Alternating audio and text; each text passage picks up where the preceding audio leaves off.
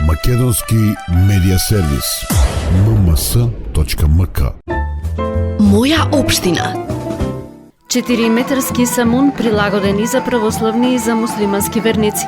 Ја круни се првата вечер од манифестацијата Самун Ем Татлија, што по 2 години пауза се одржа изминатиот викенд во Радовиш.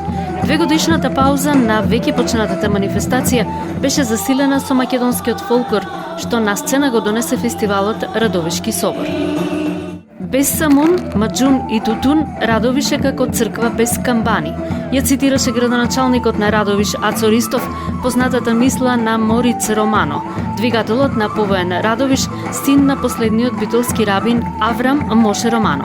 Со подсетување на мислата на Романо на отворањето на манифестацијата, градоначалникот Ристов рече дека трите вечери се посветени на традицијата, културата и туризмот и двата специјалитети кои одат заедно – самунот и татлијата.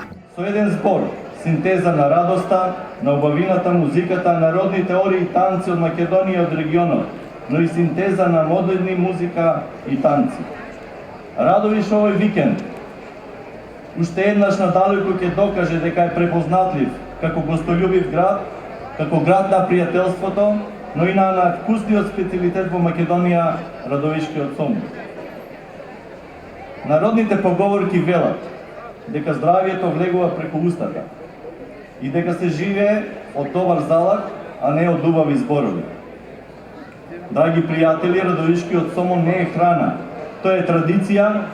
Кога Елевија Челебија напишал дека Радовиш е чудно место, бидејќи на толку малку жители има повеќе од 20 фурни, тоа било знак дека овде таа традиција мора да се задржи и да биде белег на овој град.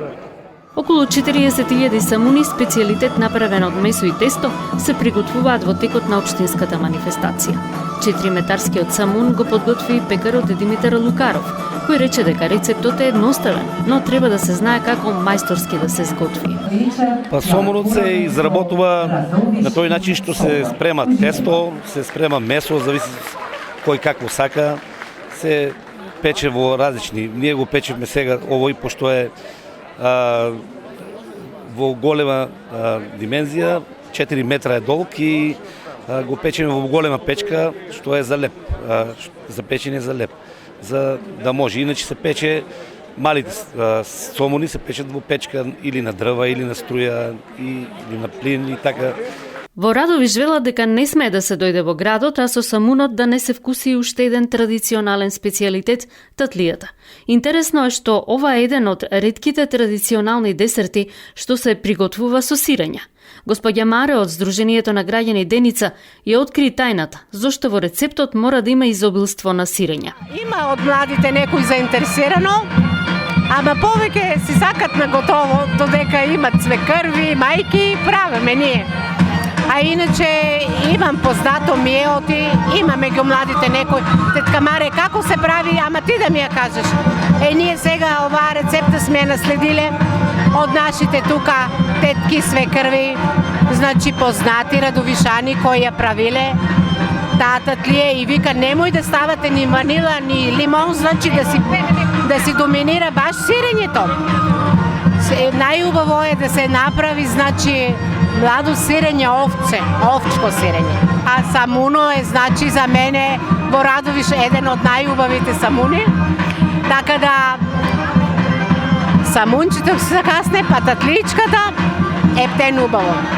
Би сакала да пробате, да видите каков е тој вкус. Интересен, што само у Радовиш го има, значи. Ова 8 издание на манифестацијата Самун Ем Татлија.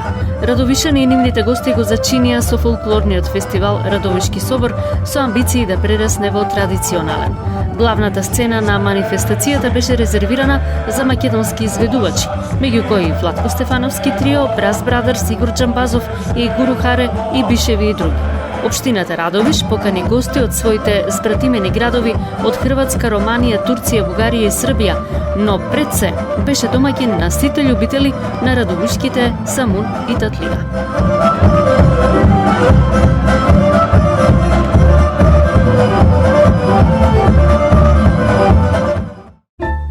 Моја општина. Македонски медиа сервис. mms.mk